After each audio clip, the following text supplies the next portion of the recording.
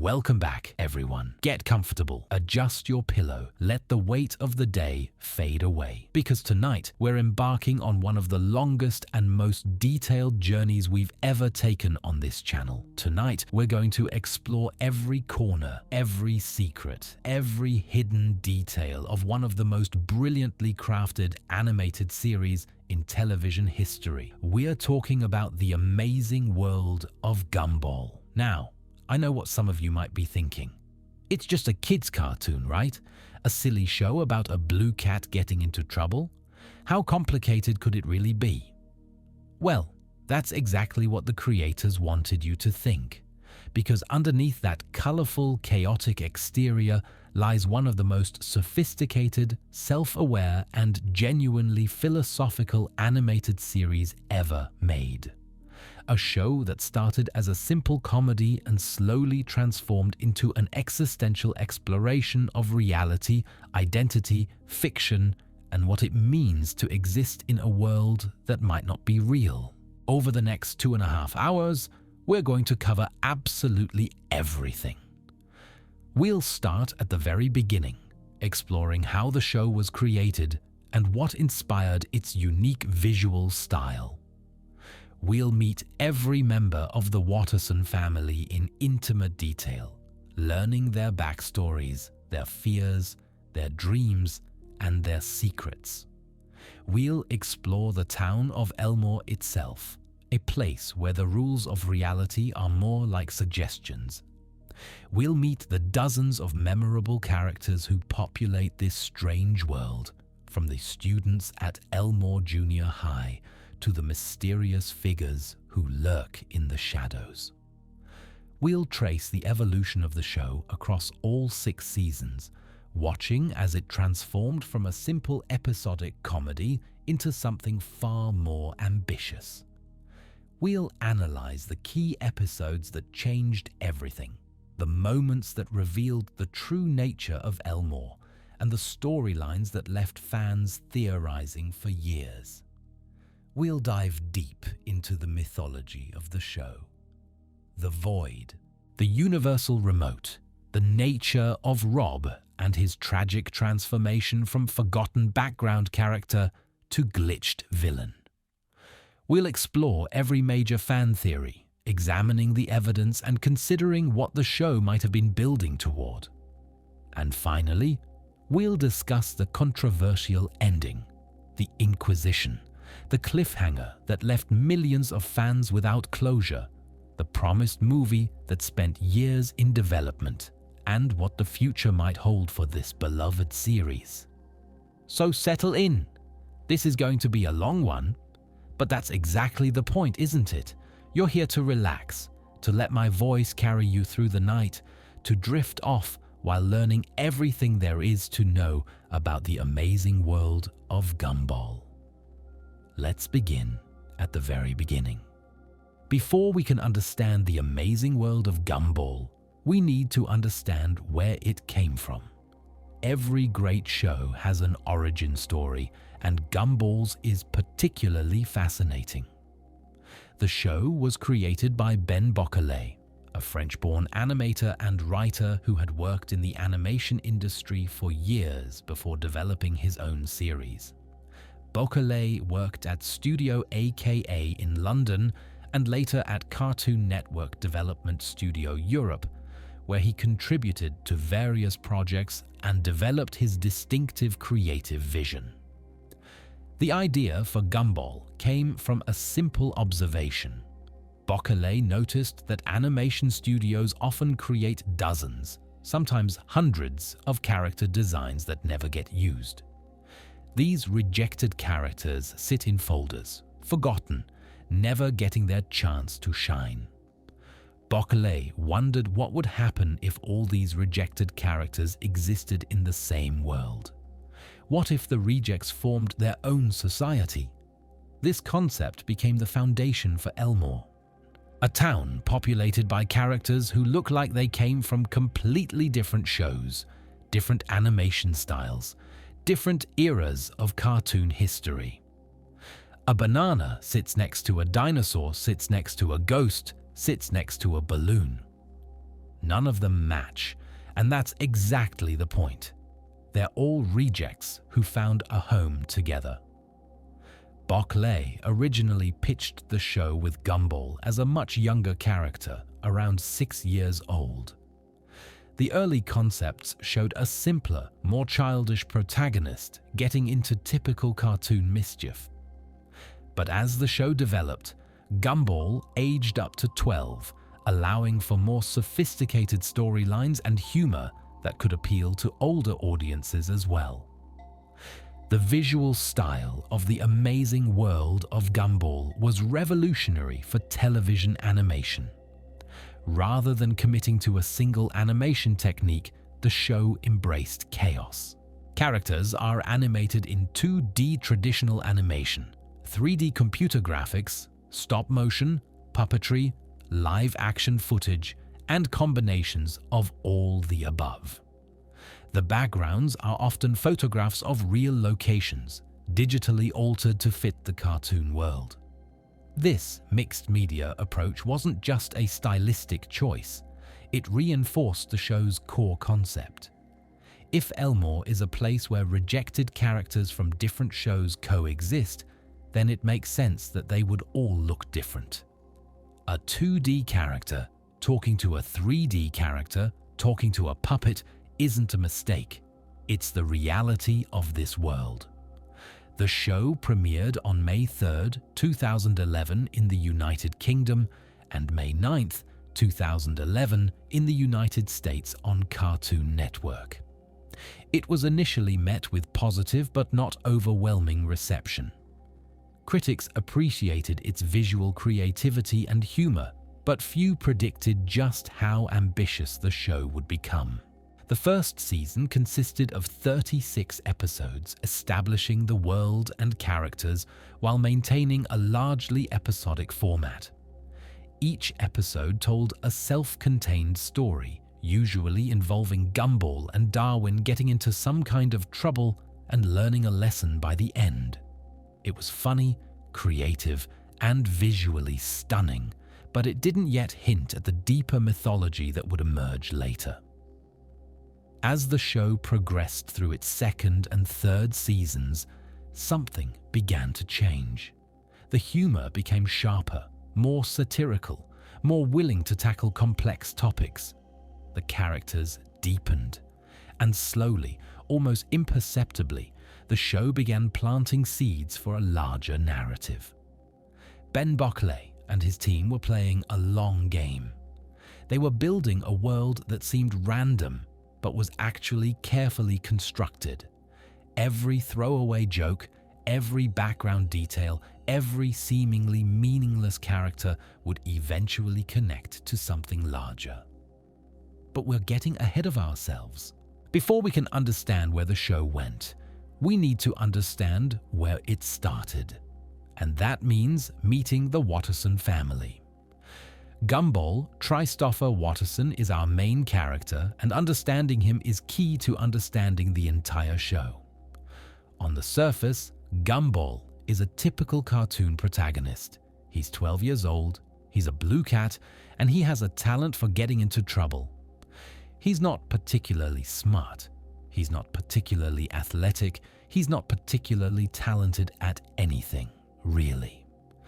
In most ways, Gumball is aggressively average, which is part of what makes him so relatable. But there's more to Gumball than meets the eye. Throughout the series, we see a character who is deeply insecure but masks it with bravado. A character who desperately wants to be special but fears he might be ordinary.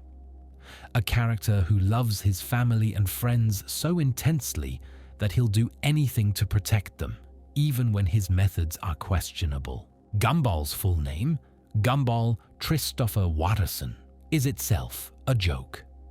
His parents apparently couldn't decide on a name and went with something ridiculous.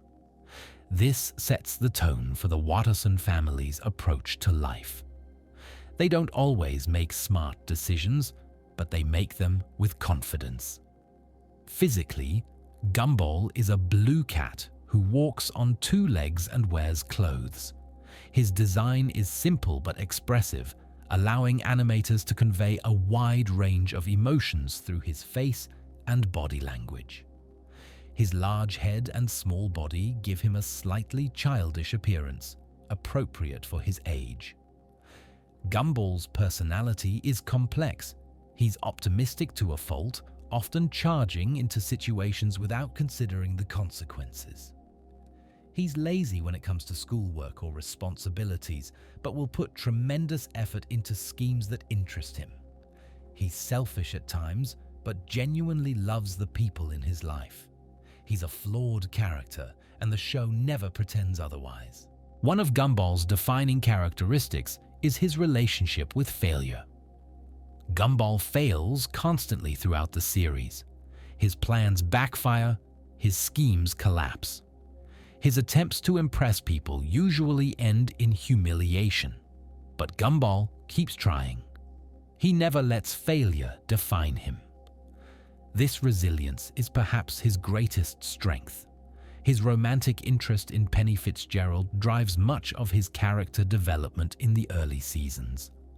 Gumball's crush on Penny is obvious to everyone except, apparently, Penny herself.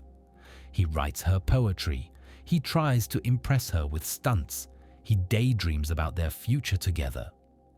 It's sweet, but also occasionally creepy, and the show plays both angles for comedy. When Penny finally reciprocates his feelings and they become an official couple, Gumball has to learn how to actually be in a relationship rather than just pining from afar. This transition is handled realistically. Being someone's boyfriend is harder than fantasizing about being someone's boyfriend. Gumball makes mistakes. He says the wrong things. He doesn't always know how to support Penny, but he learns. Gumball's role as a brother is equally important. His relationship with Darwin is the heart of the show. These two are inseparable, sharing adventures, sharing mistakes, and sharing an unbreakable bond. Gumball can be bossy with Darwin, sometimes taking advantage of Darwin's trusting nature. But when it matters, Gumball always has Darwin's back. His relationship with Anais is more complicated. Gumball loves his little sister, but he's also intimidated by her intelligence. Anais is everything Gumball isn't: smart, accomplished, capable, and Gumball sometimes resents that. But he's also fiercely protective of her, and some of the show's most touching moments come when Gumball defends Anais from bullies or helps her navigate social situations. As the show progresses into its later seasons, Gumball undergoes significant development. He becomes more aware of himself and his world. He starts asking questions about why things are the way they are. He notices inconsistencies in reality. He begins to suspect that something is deeply wrong with Elmore. This evolution culminates in the meta-episodes, where Gumball confronts the nature of his own existence. He learns that he's a character in a show. He meets Rob, a forgotten character who fell into the void. He grapples with questions of free will and destiny. Can he be anything other than what the story demands? Gumball's response to these existential revelations is characteristically Gumball. He doesn't collapse into despair. He doesn't give up. He keeps being himself, even when being himself might be meaningless. This stubborn optimism, this refusal to stop trying even when the universe itself seems stacked against him, is what makes Gumball a compelling protagonist. He's not special because he has powers or destiny. He's special because he refuses to accept that he's not special. And in a world that literally erases people who don't fit in, that refusal to be erased is its own kind of heroism. F. Gumball is the heart of the show. Darwin is its soul. Darwin Raglan, Caspian Ahab Poseidon, Nicodemus Watterson III is Gumball's best friend, adopted brother, and former pet goldfish. Yes, you read that correctly. Darwin started life as a normal goldfish, one at a carnival, expected to die within a week like most carnival prizes. But Darwin didn't die. He evolved. The show reveals Darwin's origin story in the two-part special, The Origins, one of the most emotionally powerful episodes in the series. We see the Watterson family acquiring Darwin as a tiny fish in a bag. We watch as young Gumball immediately bonds with his new pet, talking to him, playing with him, treating him as a friend rather than just an animal. And then something miraculous happens. Darwin begins to grow. His bowl becomes too small. He gets a tank. The tank becomes too small. He keeps growing. And then, one day, he grows legs. The Watterson family's reaction to their fish growing legs is perfectly characteristic. They don't question it too much. They don't take Darwin to scientists for study. They just accept it. Elmore is a strange place, and strange things happen. A fish growing legs is weird, but it's not that weird, not for this family. Darwin's evolution continues. He develops lungs, allowing him to breathe air. He develops the ability to walk, then run. And most significantly, he develops the ability to speak. His first word, spoken after an incredible journey we'll discuss in a moment, is simply Gumball. The story of how Darwin learned to speak is one of the show's most touching narratives. At some point during his evolution, Darwin was accidentally flushed down the toilet. The Wattersons, devastated, assumed he was gone forever. But Darwin refused to give up. What follows is an epic journey.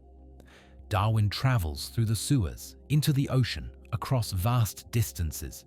He faces predators. He faces storms. He faces seemingly insurmountable obstacles. But he keeps going, driven by one thing: his love for Gumball and the Watterson family. When Darwin finally makes it back to the Wattersons' doorstep, he's completely transformed.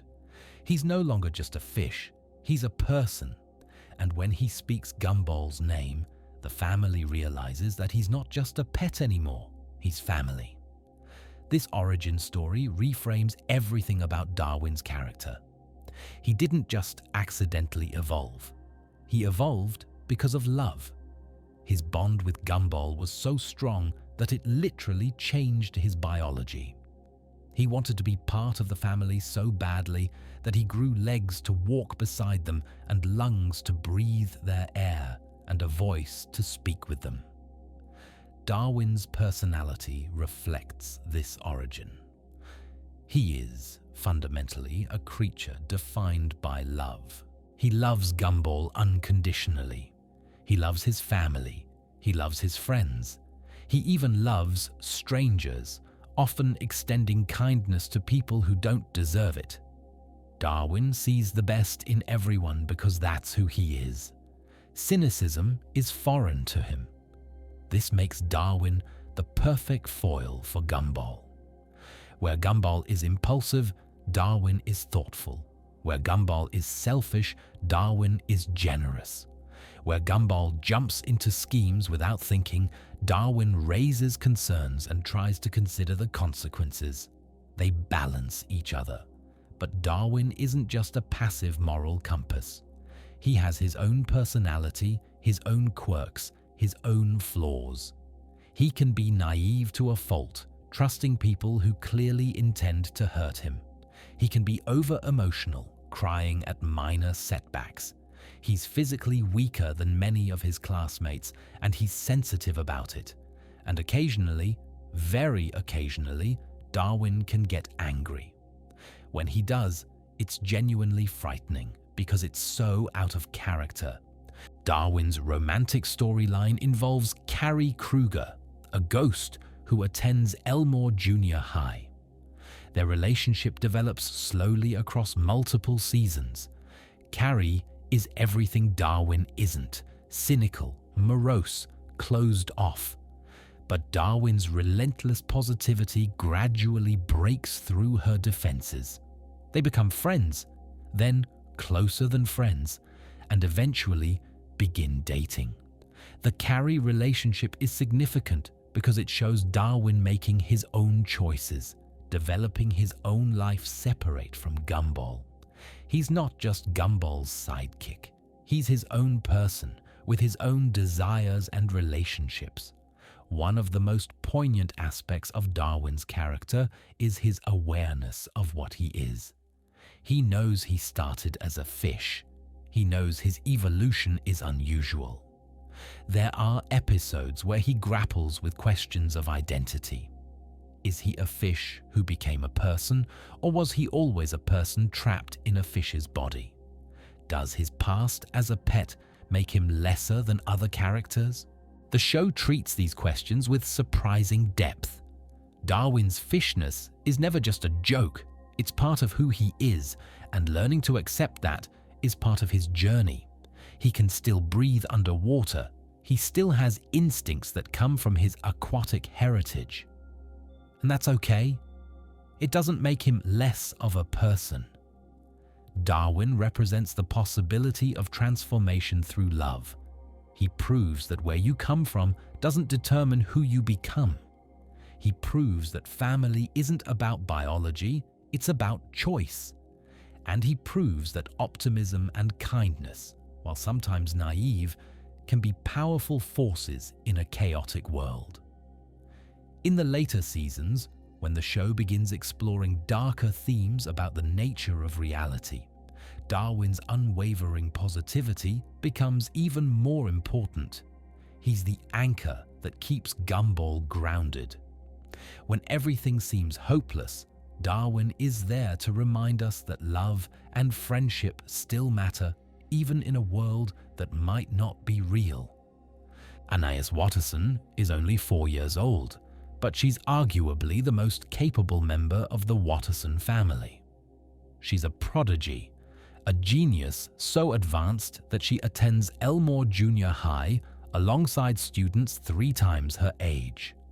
And she carries the burden of being the smartest person in a family of lovable idiots. Anais is a pink rabbit, physically the smallest of the Watterson children, but mentally far beyond them. Her intelligence is established early in the series and reinforced constantly.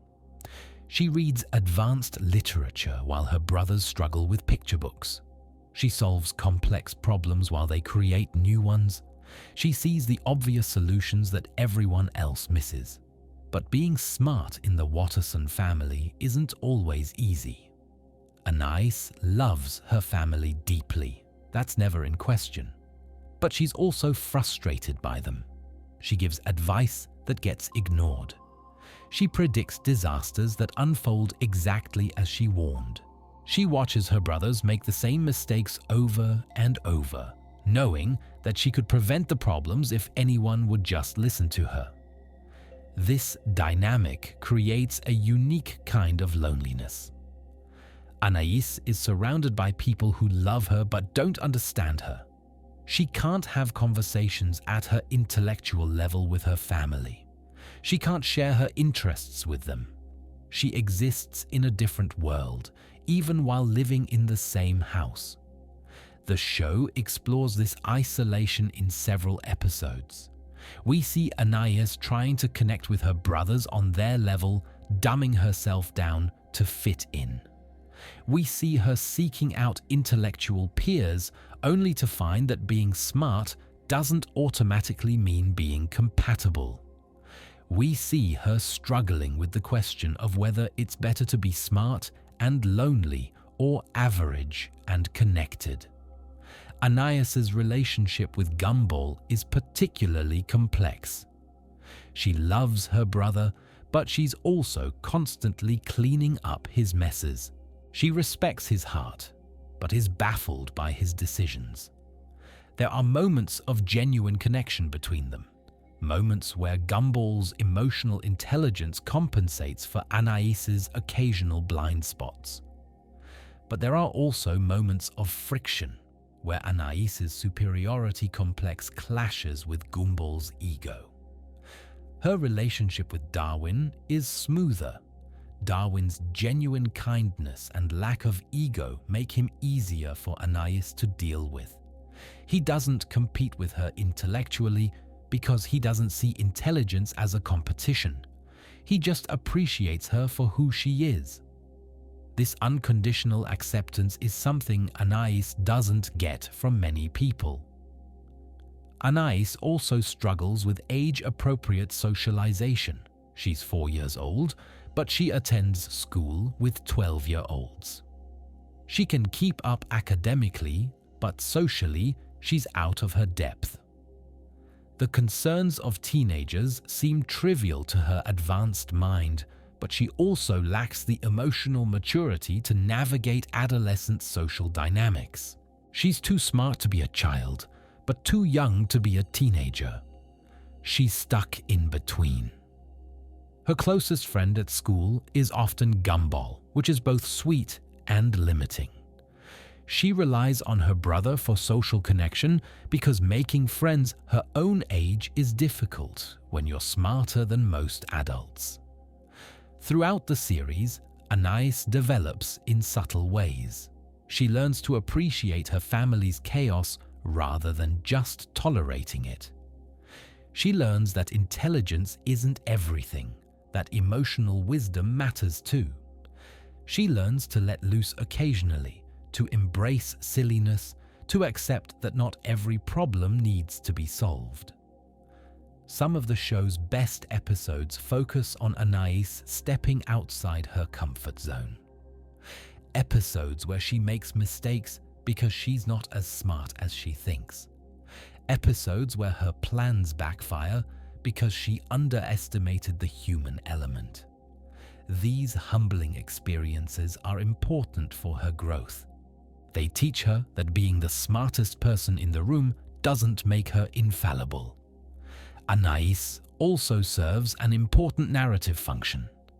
She's often the audience surrogate, pointing out absurdities that the other characters miss. When something doesn't make sense, Anaïs notices. When a plan is obviously flawed, Anaïs says so. She provides commentary on the action, grounding the chaos in some semblance of logic. But she's more than just a device. She's a fully realized character with her own hopes, fears, and dreams. She wants to be respected for her intelligence, but she also wants to be loved for who she is. She wants to change the world, but she also wants to fit into her family. She's a child prodigy, learning that prodigies are still children, with all the vulnerability that implies. If there's one character in the amazing world of Gumball who could defeat anyone, it's Gumball Watterson.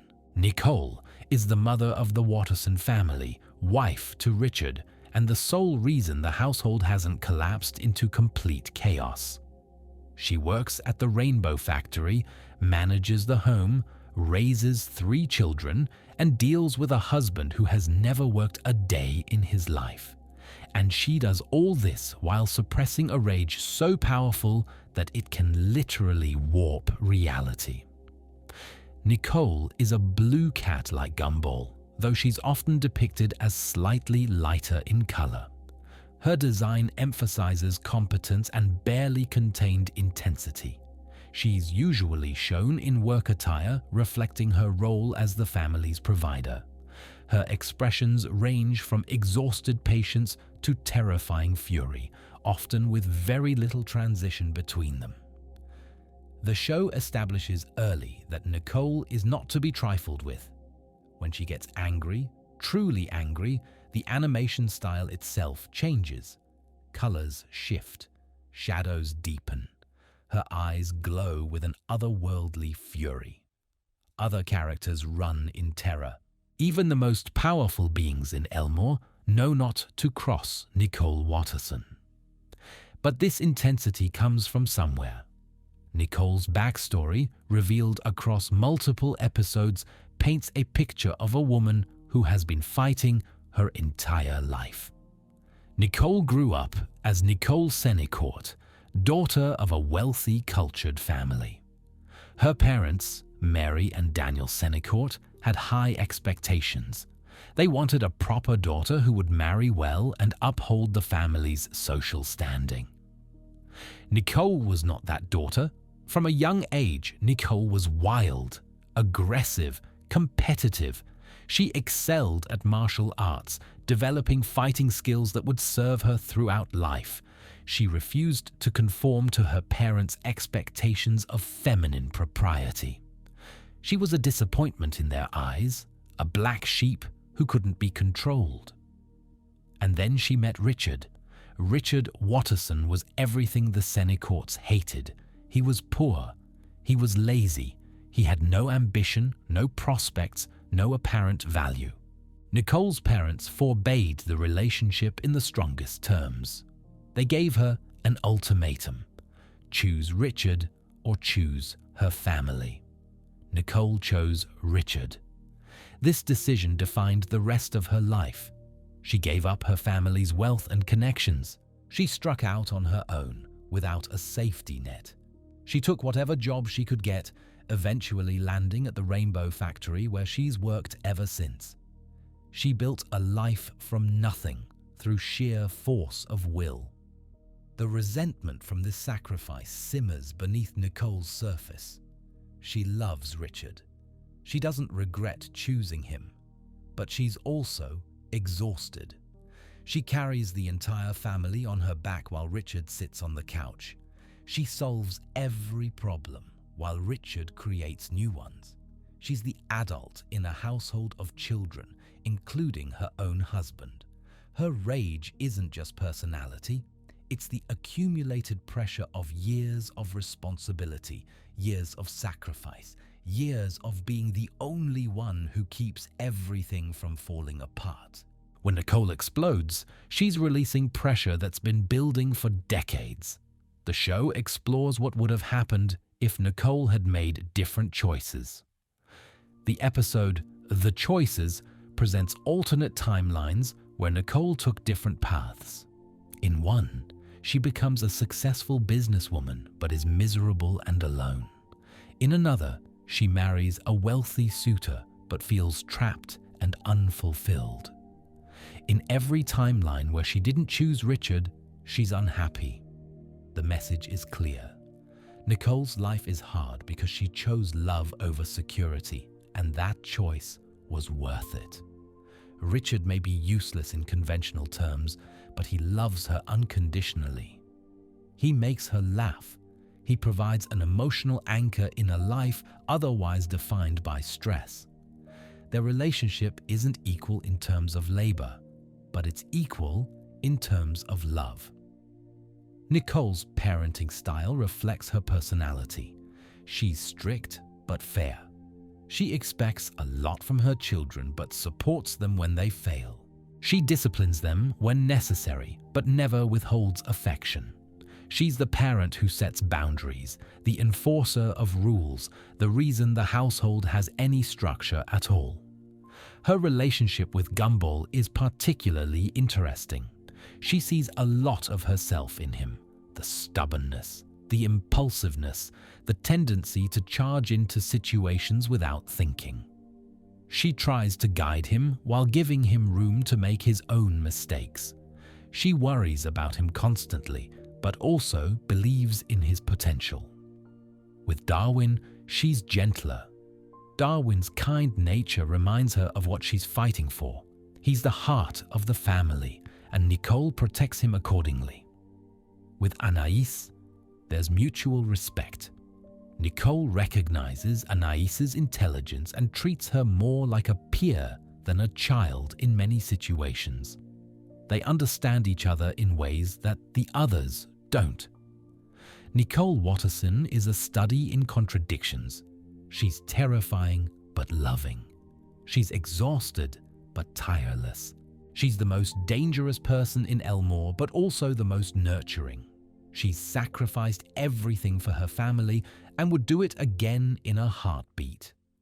In a show full of absurd characters, Nicole is the most real. She's every working mother who feels unseen, every person who chose love over money, every force of nature trapped in a mundane life. And when she unleashes her fury, it's not just cartoon violence, it's the explosion of a person who has held too much together for too long. Richard Watterson might be the most important character in the amazing world of Gumball. Not because of what he does, but because of what happens when he tries to do anything. Richard is a large pink rabbit, Nicole's husband, and the father of Gumball, Darwin, and Anais. He is also, quite possibly, the laziest creature in any universe. He doesn't work. He barely moves. His primary activities are eating, sleeping, watching television, and creating problems for Nicole to solve. On the surface, Richard is a simple character, the bumbling dad, the lovable oaf, the sitcom husband taken to an extreme. He provides comic relief through his incompetence and childish behavior. He's the reason for many of the show's disasters, his schemes and mistakes driving entire episodes of chaos. But the show gradually reveals something deeper and stranger about Richard, something that elevates him from simple comic relief to cosmic mystery. The pivotal episode is The Job. In this episode, Richard gets hired as a pizza delivery man. For the first time in his adult life, he has employment. He's contributing to society. He's being productive, and reality begins to tear itself apart. As Richard works, strange things happen around Elmore. Colors invert, gravity fluctuates, time runs backward. The fabric of existence itself starts unraveling. The more successfully Richard does his job, the more catastrophic the effects become. The family races to stop Richard before he completes a delivery because completing it might end the universe. They succeed, barely, and everything returns to normal. Richard goes back to being unemployed. The implication is staggering. Richard's laziness isn't just a character flaw, it's a fundamental law of the universe. Elmore needs Richard to be useless. His productivity is literally incompatible with reality. This concept is played for comedy, but it has profound implications. Richard doesn't have a choice about who he is. The universe won't let him change. He's not lazy because he's weak-willed or because he doesn't care. He's lazy because existence itself requires it. This raises questions about fate and free will that the show would explore more deeply in later seasons. Can anyone escape their role? Is change truly possible? Or are we all locked into patterns that we can't break, no matter how hard we try? Richard's backstory adds layers to his character. His father, Frankie Watterson, was a con artist who abandoned the family when Richard was young. Frankie represents the path Richard could have taken: selfish, manipulative, always running schemes. Instead, Richard became the opposite: passive, trusting, content to stay in one place.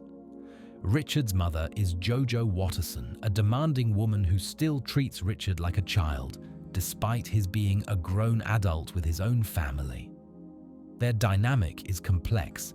Jojo criticizes Richard constantly, but also babies him, reinforcing the very behaviors she complains about. The cycle of enablement is obvious but difficult to break. Despite his flaws, Richard is not a bad person. He loves Nicole genuinely and deeply.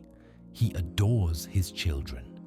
When his family is threatened, he finds reserves of courage that surprise everyone, including himself. He may be useless in everyday life, but in moments of crisis, Richard has stepped up. His relationship with Nicole is the show's central romance, and it's portrayed with surprising nuance. Yes, Nicole does everything while Richard does nothing. Yes, This is unfair. Yes, Nicole has every right to be frustrated, but they also genuinely love each other. They complement each other in ways that aren't immediately obvious. Richard's calm balances Nicole's intensity. His silliness makes her laugh. His unconditional acceptance provides emotional security in a life otherwise defined by pressure. The show suggests that relationships aren't about equal contribution in measurable terms. Nicole and Richard's marriage works because they choose each other every day despite everything. Love isn't logical. It doesn't have to be fair. It just has to be real. Richard also serves as the show's primary vehicle for absurdist comedy. His stupidity allows for situations that couldn't exist with a more competent character. His childish enthusiasm leads to adventures that more sensible characters would avoid. He's the chaos engine, the reason things happen, even if the things that happen are usually disasters. In the end, Richard Watterson is exactly what the universe needs him to be: nothing. And somehow, in being nothing, he becomes something essential.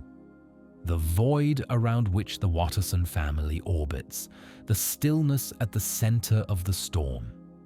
Without Richard, there would be no show.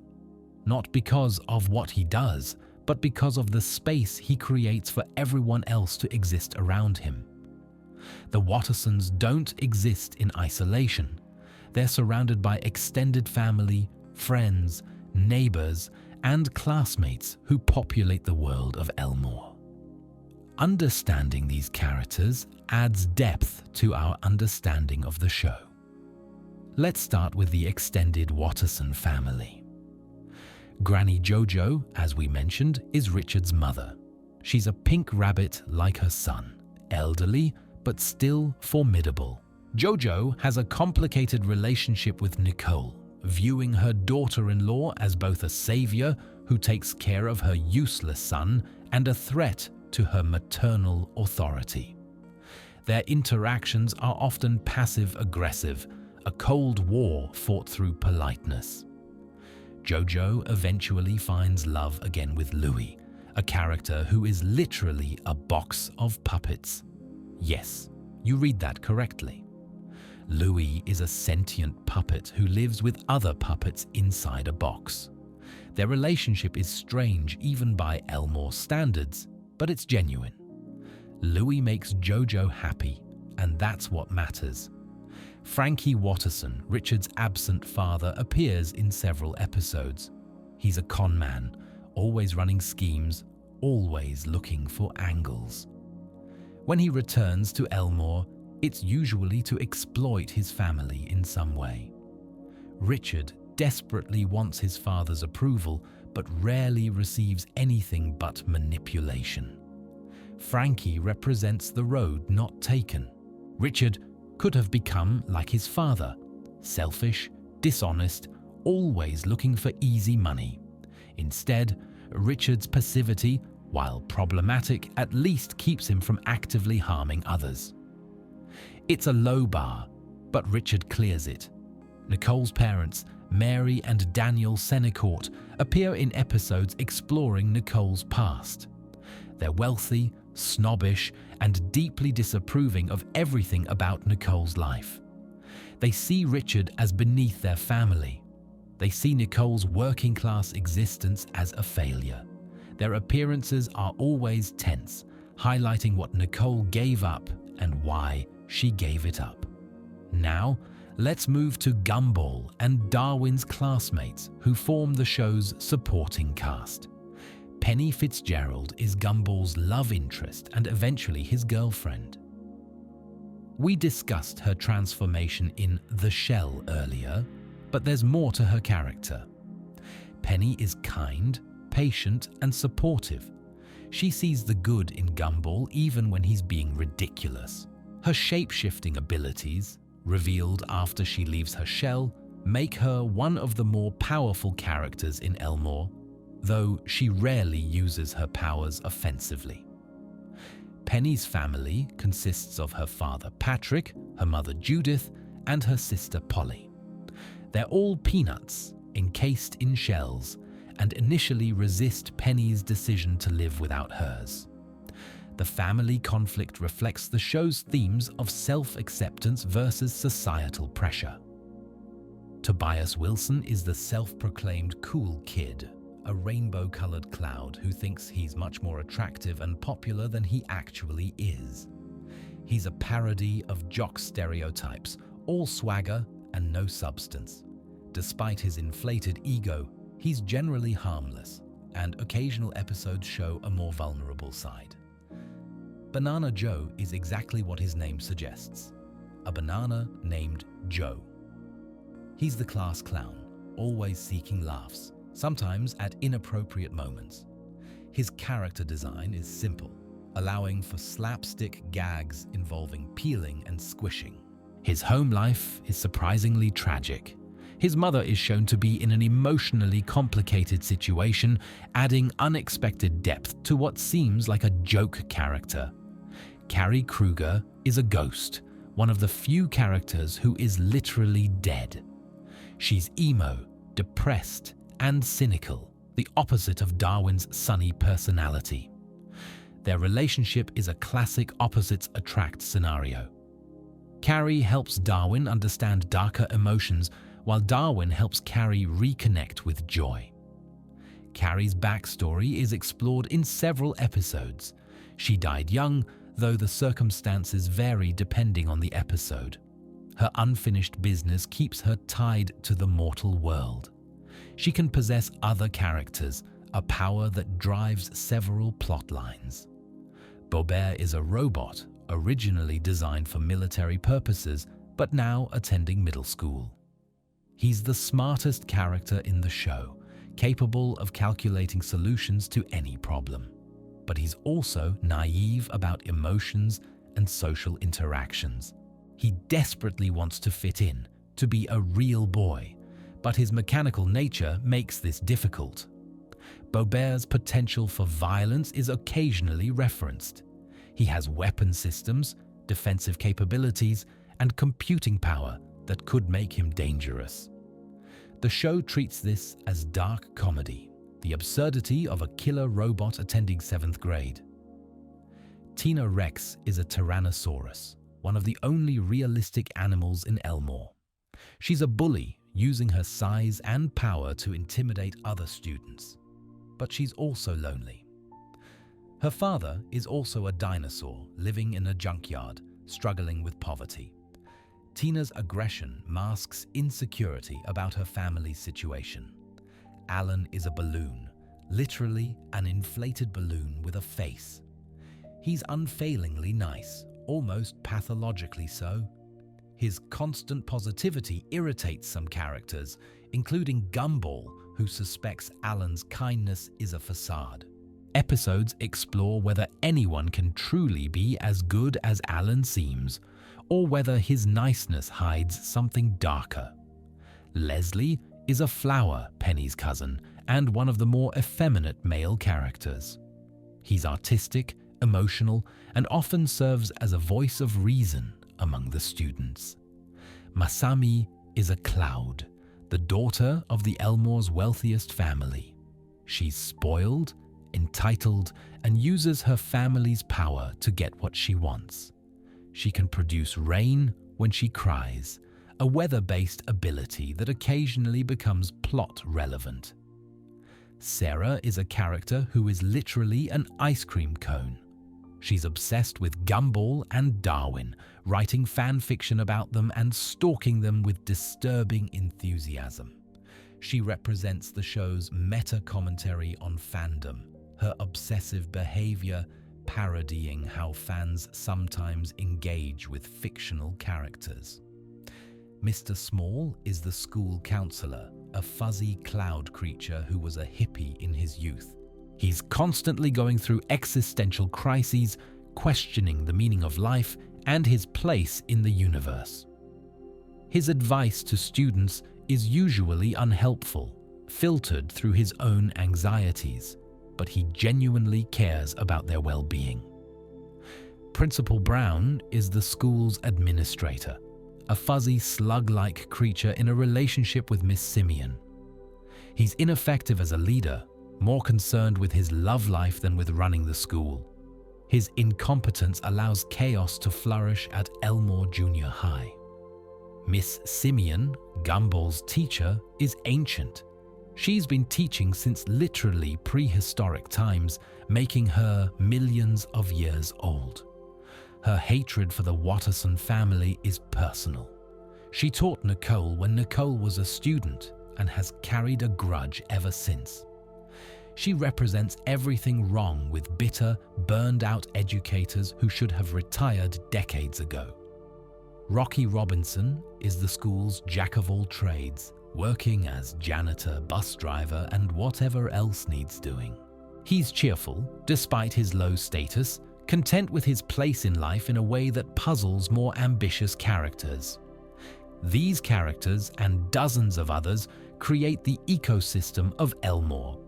Each has their own story, their own family, their own arc across the series. The show treats even minor characters with care, giving them moments of depth that elevate them beyond simple background filler. Now we enter the deepest lore of the amazing world of Gumball, the mythology that transforms the show from a comedy into something approaching cosmic horror. The Void is the most important concept in Gumball's world building. It's a dimension outside of normal reality, a place where Elmore sends everything it considers a mistake. Think about that for a moment. Elmore, the town, is not just a setting. It's a living entity with the power to edit its own existence. When something doesn't work, whether that's a character, an object, a concept, or even an idea, Elmore erases it.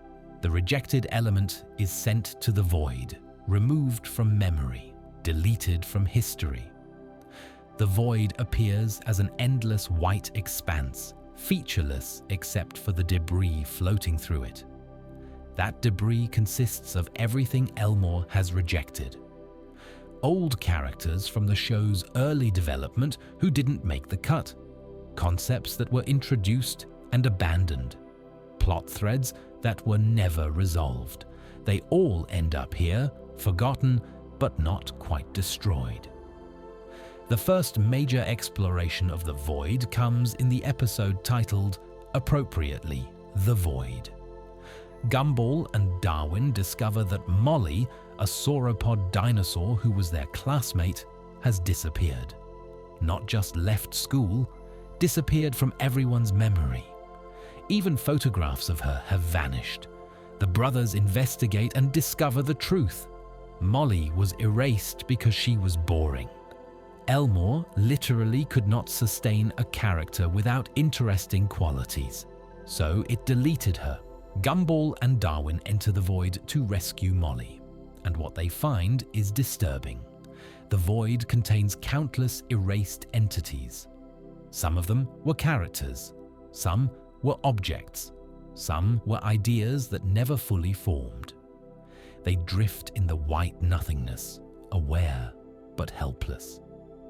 The cosmic horror implications are significant. In Elmore, existence is not guaranteed. You can simply stop existing if you're not interesting enough, if you don't fit the narrative, if the world decides you're a mistake. And no one will remember you were ever there. This concept becomes central to Rob's storyline. Rob was originally a minor character, so minor that audiences barely noticed him. He appeared in backgrounds, said a few lines, and never did anything memorable. He was boring, just like Molly. And so, inevitably, Elmore erased him. But Rob didn't stay erased.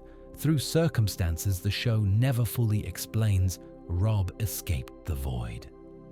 And when he came back, he was changed. Rob's design after returning is deliberately glitched. He's missing parts of his body. His colors are wrong. His animation is corrupted. He looks like a character who was partially deleted and improperly restored. because that's exactly what he is. Rob remembers everything.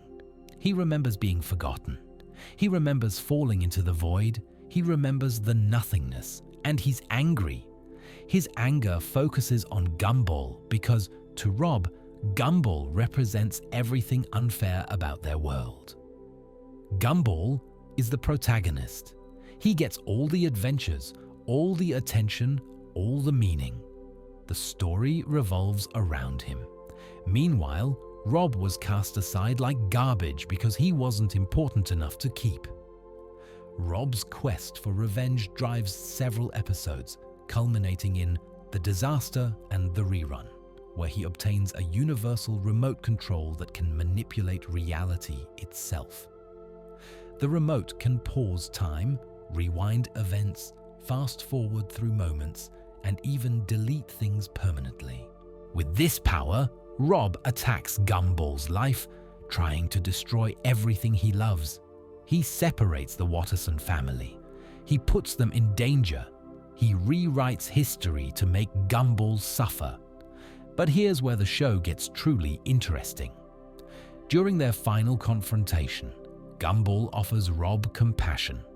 He acknowledges that Rob was treated unfairly. He suggests that Rob doesn't have to be a villain, that maybe the two of them could be something else to each other. Rob considers this. For a moment, genuine connection seems possible. But then Rob realizes the terrible truth. He can't be anything other than a villain. The narrative won't allow it. Rob was brought back from the void specifically to be Gumball's antagonist. His entire existence is defined by opposition. He exists to create conflict, to threaten the protagonist, to drive the plot. If he stops being a villain, he has no reason to exist. The story needs him to be what he is. This meta-commentary is devastating. Rob is a character who became aware that he's a character, aware that he has no free will, aware that his role is assigned, not chosen. He can't escape being the villain any more than Gumball can escape being the hero. They're both prisoners of their narrative functions. The show uses Rob to ask profound questions about the nature of fiction. Do characters have autonomy? Can they change? Or are they forever trapped by what the story requires them to be? These questions have no easy answers, and the amazing world of Gumball doesn't pretend to provide them. The mythology expands beyond the void and Rob. The show gradually reveals that Elmore itself has rules, restrictions, invisible boundaries that can't be crossed. Characters can't leave town permanently, events reset between episodes. The status quo always reasserts itself.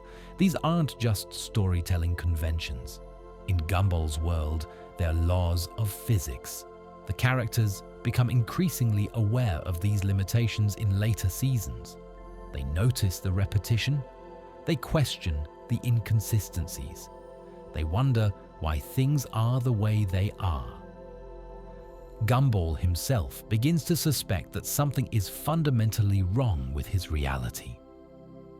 This evolution transforms the amazing world of Gumball from a sitcom into something resembling The Truman Show or Westworld, a story about characters trapped in a constructed reality, slowly awakening to the truth of their existence. Let's trace how the show evolved across its 6 seasons, tracking the journey from simple comedy to existential exploration. Season 1, as we discussed, established the basics. We meet the characters, learn the rules of Elmore, and settle into a formula. Gumball and Darwin get into trouble. Chaos ensues. Things resolve. The animation is rougher than later seasons. The humor is broader, and there's little hint of the deeper mythology to come. Key episodes include The Responsible, The Third, and The Mystery. Season 2 expands the cast and deepens character relationships. We learn more about the supporting characters. The humor becomes more satirical, tackling topics like consumerism, social media, and bureaucracy. The animation improves. Episodes like The Job hint at the cosmic weirdness underlying Elmore's reality. The Storm develops the Gumball Penny romance. Season 3 is where the show hits its stride. The Shell transforms Penny and marks a permanent status quo change. The Void introduces the central mythology of the void and the erasure of mistakes. The Origins provides Darwin's emotional backstory. The show demonstrates its willingness to evolve, to allow permanent changes, to tell stories with lasting consequences. This is also where the animation reaches its peak with incredibly creative visual sequences. Season 4 continues the momentum. The Gift explores Nicole's past and family dynamics. The Romantic provides a Gumball-Penny relationship development. The Signal plays with transmission and interference metaphors for existential uncertainty. The show becomes increasingly meta, with episodes directly commenting on television tropes and narrative conventions. Season 5 introduces Rob as a major recurring villain. The Disaster and the Rerun form the most important storyline since The Shell, establishing Rob's tragic backstory and raising questions about free will and narrative determinism. The show also tackles heavier topics: depression, mortality, the meaning of existence. Episodes like The Best satirize toxic positivity, while The Test examines protagonist privilege. Season 6 is the final season, and it's clear the creators knew this. The tone becomes more urgent. The meta-commentary intensifies. Episodes build towards something larger, with references to upcoming threats and mysterious changes in Elmore. The Inquisition serves as the series finale, though it was intended to lead into a movie.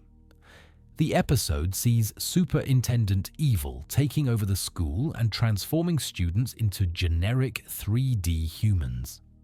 It's a metaphor for creative homogenization, for the pressure to sand off unique edges. The episode ends on a cliffhanger, with Rob warning of an incoming catastrophe and the screen dissolving into static. The lack of resolution has frustrated fans for years. The promised movie, titled The Amazing World of Gumball, the movie, and later announced as The Amazing World of Gumball, the movie, coming soon, spent years in development limbo. Updates were sparse and often contradictory. However, there is hope. Announcements suggest the movie is finally moving forward, potentially releasing in the coming years. If it does, it may finally provide the closure that fans have been waiting for. Until then, the show exists in a state of incompleteness. The characters are frozen, their fates undecided. It's a frustrating ending, but also strangely appropriate for a show about the arbitrary nature of existence. As we near the end of our journey, let's reflect on the major themes that define the amazing world of Gumball. Identity is perhaps the most central theme. Characters constantly struggle with who they are versus who others expect them to be. Penny hides in her shell because she fears rejection. Nicole suppresses her true nature to hold her family together. Rob discovers that his identity was assigned, not chosen. Even Gumball grapples with whether he's special or ordinary, meaningful or arbitrary. The show suggests that identity isn't fixed. Characters can change, can grow, can become something new. But it also acknowledges the pressure to stay the same, the forces both social and cosmic that resist transformation.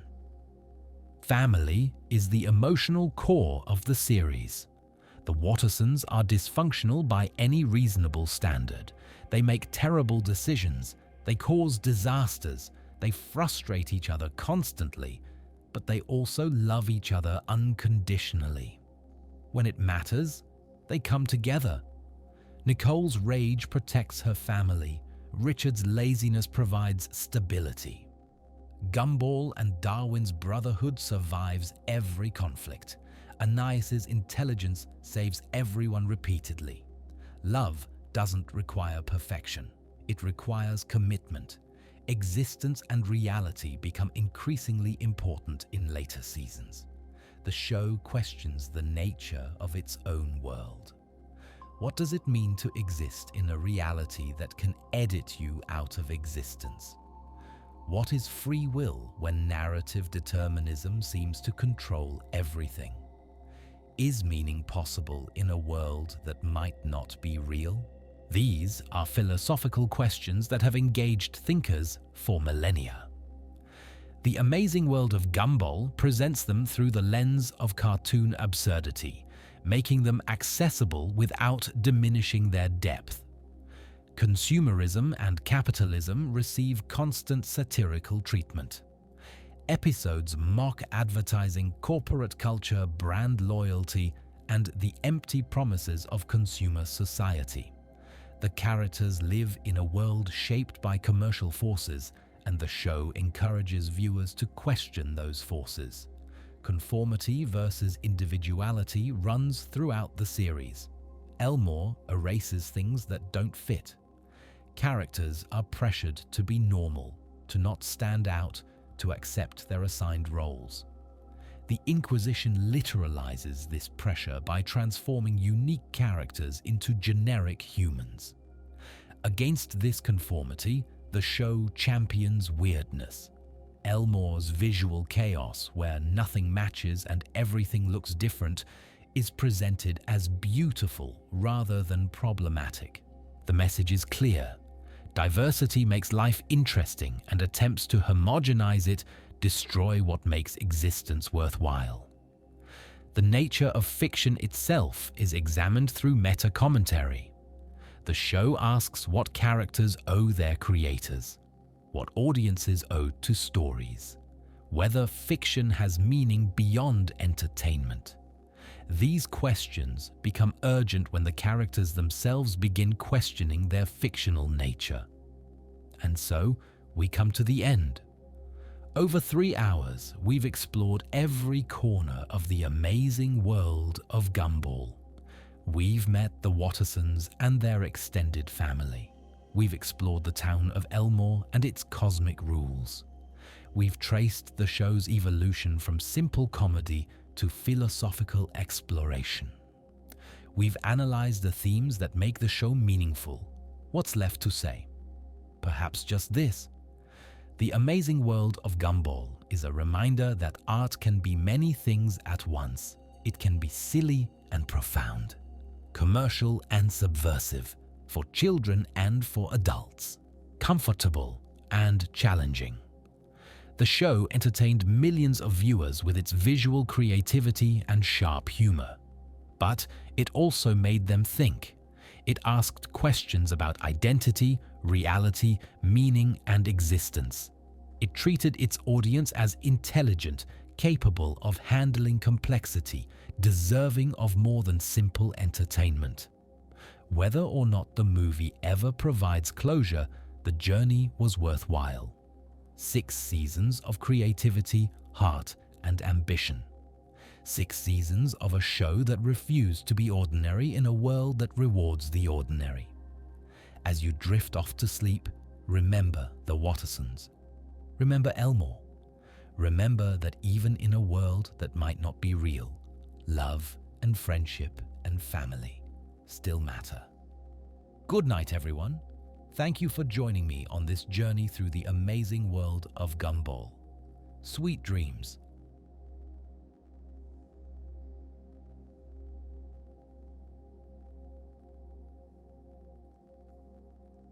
Now that we've covered the broad strokes, let's dive deeper into specific episodes that defined the series. These aren't just good episodes, they're essential viewing, moments where the show revealed its true ambitions. The Limit Nicole unleashed this season. 2 episode is the definitive Nicole showcase. The Watterson family goes to the mall and the children keep pushing Nicole's patience. They want things, they make demands, they ignore her warnings. What makes this episode special is how it builds tension. We see Nicole's anger meter rising, visualized through increasingly dramatic imagery. Other shoppers sense the danger and flee. The mall itself seems to brace for impact. When Nicole finally snaps, it's apocalyptic. The animation shifts into something resembling a disaster movie. Nicole becomes a force of nature, her rage manifesting as literal destruction. The children realize too late that they pushed too far. But here's the genius. The episode doesn't just play Nicole's anger for laughs. It explores why she's angry. She works constantly. She sacrifices everything for her family. And they repay her by demanding more, always more, never satisfied. Her explosion is cathartic because we understand it. We've felt that frustration ourselves. The episode ends with the family apologizing and Nicole calming down. But the damage is done, both to the mall and to our understanding of this character. Nicole isn't just a strict mom, she's a pressure cooker, and her family needs to be more careful about adding heat. The choices. Alternate Timelines, this season 4 episode, is one of the most emotionally sophisticated in the series. Nicole finds an old college acceptance letter and wonders what her life would have been like if she'd made different choices. The episode then explores multiple alternate timelines. In one, Nicole becomes a successful businesswoman, rich and powerful but emotionally hollow. In another, she marries a wealthy suitor her parents approved of, living in luxury but feeling trapped. In another, she pursues her martial arts career, becoming a champion but losing connection with others. Each timeline is fully realized, with different animation styles and tones reflecting the different lives. We see Nicole age in each timeline, watch years pass, experience the long-term consequences of each choice. The through line is clear. In every timeline where Nicole didn't choose Richard, she's unhappy. Money doesn't fulfill her. Success doesn't fulfill her. Status doesn't fulfill her. Only love fulfills her, specifically the chaotic, imperfect love of the Watterson family. The episode ends with Nicole burning the acceptance letter, choosing her present life over hypothetical alternatives. It's a powerful statement about acceptance, about recognizing that the life you have, with all its flaws, might be exactly the life you need. The origins. Darwin's epic journey. This 2-part season, 3 special, is essential for understanding Darwin's character. We see the Wattersons acquire him as a tiny carnival fish. We watch young Gumball bond with him immediately, talking to him, treating him as a friend. The first part covers Darwin's early life with the family. We see him grow, develop legs, take his first steps. It's charming and funny, filled with physical comedy as Darwin learns to navigate a world designed for land dwellers. But the second part is where the episode becomes something special. Darwin is accidentally flushed down the toilet and everyone assumes he's gone. The family mourns. Life moves on. Except Darwin isn't dead. He's in the sewer system, beginning an odyssey to return home. What follows is an adventure movie in miniature. Darwin travels through pipes into treatment plants, eventually reaching the ocean. He faces predators, fish bigger than him, birds hunting from above, the endless dangers of the wild. He nearly gives up multiple times, but he keeps going, driven by love. He loves Gumball. He loves the Wattersons. He'll do anything to get back to them. The animation during Darwin's journey shifts styles, becoming more cinematic, more dramatic. The music swells. We're genuinely invested in whether this tiny fish will make it home. When Darwin finally reaches the Wattersons' doorstep, exhausted and transformed, he speaks for the first time. Just one word: Gumball. And the family realizes that their pet has become something more. This episode recontextualizes everything about Darwin. His loyalty isn't just personality, it's earned through incredible struggle. His love for the family isn't just affection, it's deep enough to rewrite his biology.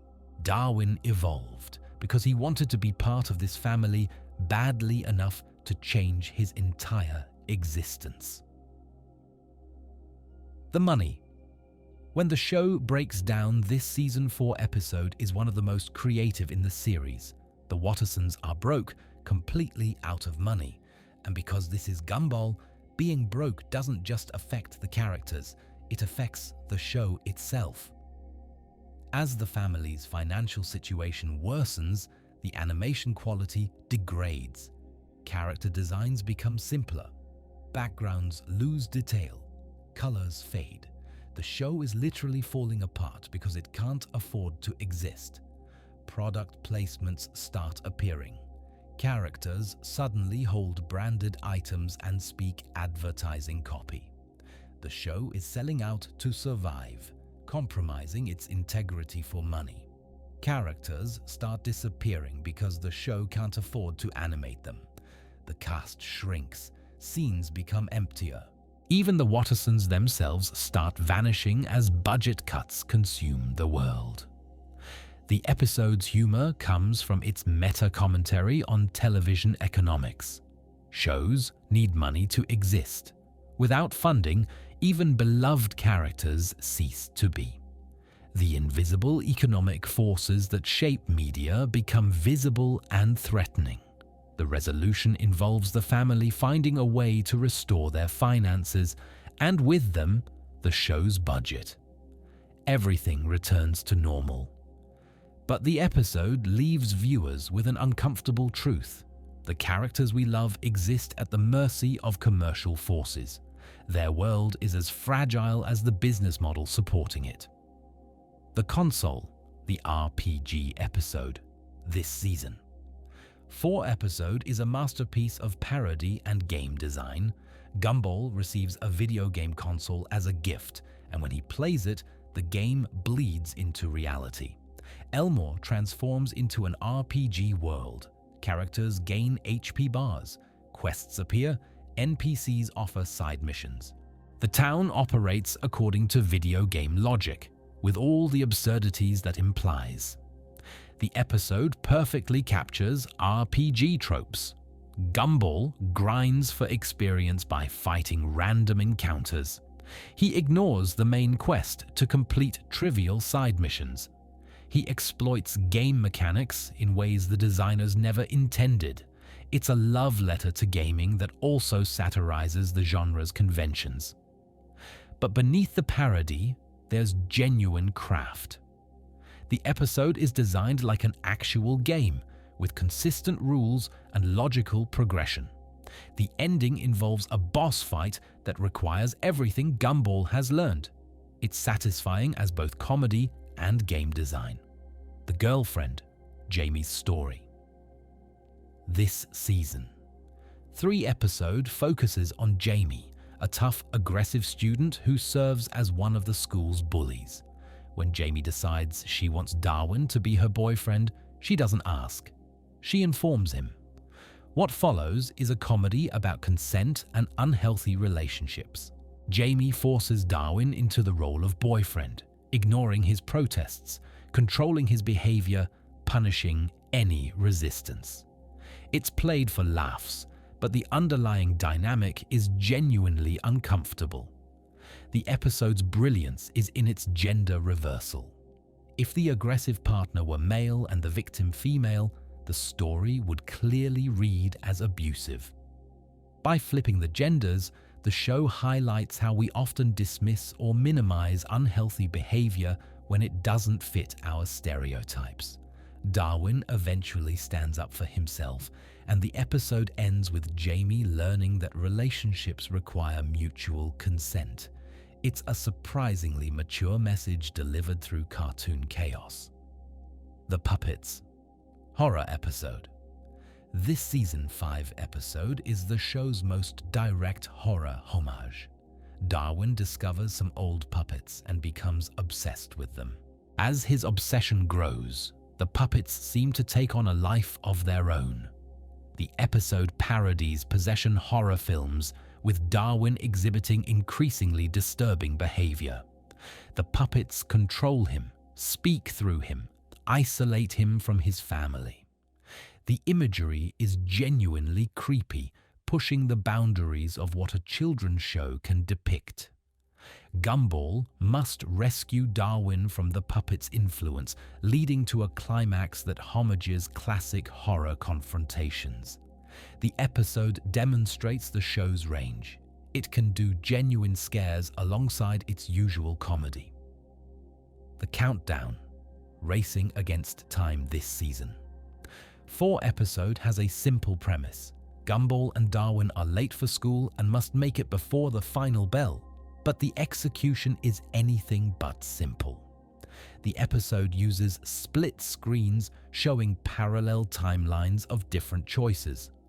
Turn left or right, run or walk. Each decision creates branching paths visualized simultaneously on screen. The result is a dizzying exploration of cause and effect. Some choices lead to death.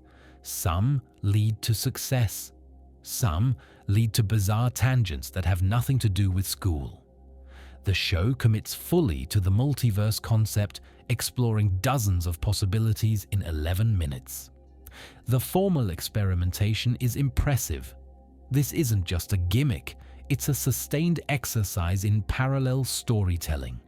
Viewers must track multiple threads simultaneously, creating an unusually active viewing experience. The worst. Gender swap debate. This season 5 episode tackles gender politics head-on. The Watterson family argues about who has it harder, men or women. To settle the debate, they magically swap genders. What follows is a nuanced exploration of gender-based experiences. The characters face challenges specific to their new genders, learning that both experiences have difficulties. Neither side wins because the episode isn't interested in declaring a winner. It's interested in building empathy. The show handles this sensitive topic with remarkable balance. It doesn't preach or moralize. It lets the characters experience different perspectives and draw their own conclusions. The humor comes from recognition, not mockery. The awareness, breaking the fourth wall completely. This season 6 episode represents the show's most complete fourth wall break. Gumball becomes fully aware that he's in a cartoon. Not just meta jokes about being animated, but complete existential awareness of his fictional nature. He can see the edges of the screen. He notices the camera angles. He addresses the audience directly. And he begins to question what any of it means. The episode explores what consciousness means in a fictional context. If Gumball is aware he's a character, does that make him real? If he can think about his own existence, does he have genuine experiences? These are philosophical questions disguised as cartoon comedy. The resolution doesn't provide easy answers. Gumball decides that even if his world is fictional, his experiences feel real to him, and that's enough. It's a pragmatic approach to existential uncertainty. You might not be able to prove reality is real, but you still have to live in it. The amazing world of Gumball has generated an enormous amount of fan speculation. Let's explore every major theory, examining the evidence and considering what each theory means for our understanding of the show. Theory 1. Elmore is a simulation. One of the most popular theories suggests that Elmore isn't a real place but a computer simulation. The evidence is substantial. The void functions like a deletion mechanism, removing data that's no longer needed. Characters can be erased from existence, suggesting they're programs that can be uninstalled.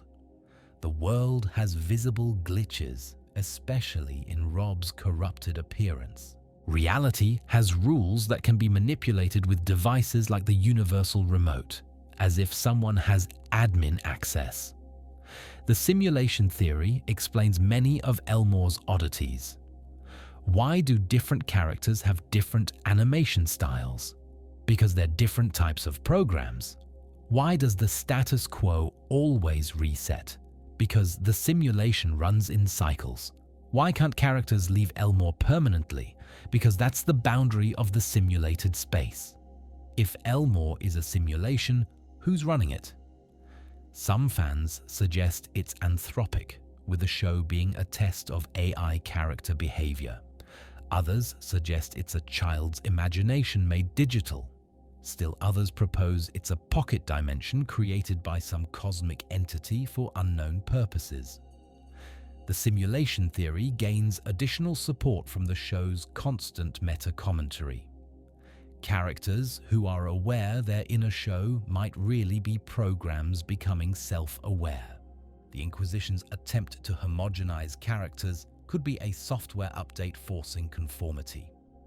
Theory 2. Rob is the true hero. This theory reframes the entire narrative around Rob. In the conventional reading, Gumball is the hero and Rob is the villain. But what if we have it backward? Rob was forgotten and erased through no fault of his own. He suffered in the void. He returned damaged but determined, and in the finale he's trying to save Elmore from destruction. That doesn't sound like a villain. That sounds like a hero who was denied his role. The theory suggests that Gumball, as the designated protagonist, actually maintains a system that's fundamentally unjust. The show's reality favors him while discarding others. His protagonist's status isn't earned, it's assigned. He benefits from a cosmic inequality that Rob has every right to challenge. From this perspective, Rob's villainy is actually resistance. He's fighting against a system that erased him, demanding recognition and justice. His attacks on Gumball are attacks on protagonist privilege. His desire to change the narrative is a desire for a fairer world. The theory doesn't fully exonerate Rob. His methods are extreme and he endangers innocent people, but it reframes him as a tragic figure rather than a simple antagonist. He's a character who saw the injustice of his world and refused to accept it. Theory 3. The finale's true meaning. The Inquisition, with its transformation of characters into generic humans, has spawned numerous interpretive theories. One theory suggests the Inquisition represents network interference. Cartoon Network allegedly pressured the show to be more conventional, less weird, more marketable. The Inquisition is a metaphor for executive meddling, with Superintendent Evil representing corporate forces that homogenize creative works. Another theory proposes the Inquisition represents growing up. The colorful, unique characters of childhood become bland, identical adults. The transformation into generic humans is the loss of individuality that comes with maturity, conforming to societal expectations instead of expressing authentic selves. A third theory connects the Inquisition to the simulation hypothesis. The character transformations are a system update, replacing inefficient diverse programs with standardized ones. The resistance represents programs fighting against their own obsolescence. The entity that Rob warns about, the threat beyond the Inquisition, has generated endless speculation. Some believe it's the creators themselves, coming to end the show permanently. Others suggest it's the void expanding, consuming Elmore entirely.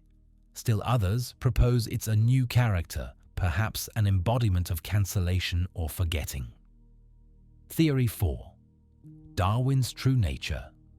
Darwin's miraculous evolution raises questions the show never fully answers. How did a goldfish grow legs, lungs, and consciousness? Some fans have theories. One theory suggests Darwin isn't a fish at all. He's something else, something that took the form of a fish when young. His evolution wasn't biological transformation, but revealing his true form. This theory points to his unusual abilities, like surviving extreme conditions that would kill any normal creature. Another theory proposes Darwin is a manifestation of Gumball's loneliness. Young Gumball desperately wanted a friend who would never leave him. Darwin is that desire made real, a companion literally created by the strength of Gumball's need. This explains why Darwin's defining trait is loyalty. He exists to be loyal. A third theory connects Darwin to the void. Perhaps Darwin came from the void originally, a rejected character who found a way into Elmore by inhabiting a fish's body. His evolution was him reclaiming his true form. This would make Darwin and Rob parallels, both escapees from the void, but with very different outcomes. Theory 5. Nicole's hidden powers. Nicole's abilities far exceed normal cartoon physics. She can move faster than the eye can see. She can defeat armies single-handedly. She can make reality itself tremble when angry. Where do these powers come from? One theory suggests Nicole is something more than she appears. Perhaps she's a guardian of Elmore, placed there to maintain order. Her rage triggers when the family, and by extension the stability she protects, is threatened. She's not just a mother, she's a cosmic protector in disguise. Another theory proposes that Nicole's powers come from her sacrifices. She gave up her family, her wealth, her potential, all for love. That sacrifice generated spiritual power. The more she sacrifices, the stronger she becomes. Her exhaustion fuels her abilities. A third theory connects Nicole to the show's reality-warping themes. Nicole is so determined, so focused, so intense that she can bend reality through sheer willpower. She's not superhuman. She's a normal person whose personality is so strong that the universe has to accommodate it. Theory 6. The number 42. Eagle-eyed fans have noticed the number 42 appearing repeatedly throughout the series. It's on jerseys, addresses, prices, and background details. This can't be coincidence. The reference is almost certainly to Douglas Adams' The Hitchhiker's Guide to the Galaxy, where 42 is the answer to the ultimate question of life, the universe, and everything. By incorporating this number, the show aligns itself with Adams' absurdist philosophy. But some fans take the reference further. They suggest 42 is a code, that every appearance of the number contains hidden information. Some have tried to map the occurrences, looking for patterns that might reveal the show's secrets. Whether these patterns exist or are pareidolia, the 42 references confirm the show's literary ambitions. It's not just a cartoon, it's a work in dialogue with philosophical and comedic traditions. Theory 7. Everything is Gumball's dream. A simple but compelling theory suggests the entire show is Gumball's dream. He's an ordinary boy who imagines a world where he's the center of attention, where his pet fish can talk, where reality bends around him. The evidence includes the show's subjectivity. Everything revolves around Gumball. Other characters exist primarily in relation to him. The world's rules favor him. This is consistent with dream logic, where the dreamer is always the protagonist. The theory also explains the show's visual inconsistency. Dreams mix memories, creating surreal combinations. A world where everything looks different, where animation styles clash, is dreamlike. The characters from different shows are people Gumball has seen in his waking life, remixed by his sleeping mind. If everything is a dream, what happens when Gumball wakes up? Some suggest the finale's unresolved ending is Gumball beginning to wake, the dream destabilizing as consciousness returns. The static that ends the series is the dream dissolving. Theory 8. The Wattersons are already dead. A darker theory proposes that the Wattersons died at some point, and Elmore is their afterlife. The evidence is circumstantial but creepy. The family experiences what should be lethal events constantly. They're crushed, burned, exploded, yet always return unharmed. Perhaps they can't die because they're already dead. Elmore is a purgatory where they work through their issues before moving on. The presence of ghosts like Carrie supports this theory. If ghosts exist openly in Elmore, perhaps everyone there is a ghost who doesn't realize it. The whole town might be dead, a community of spirits maintaining the illusion of life. The void in this reading isn't deletion, but moving on. Characters sent to the void have finished their purgatory and passed to whatever comes next. Being forgotten is actually being released.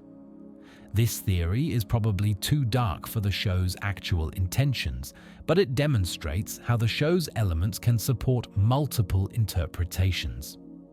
The amazing world of Gumball is dense with Easter eggs, references, and hidden details that reward careful viewing.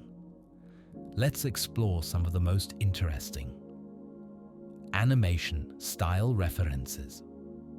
The show's mixed media approach includes countless homages to specific animation styles and studios.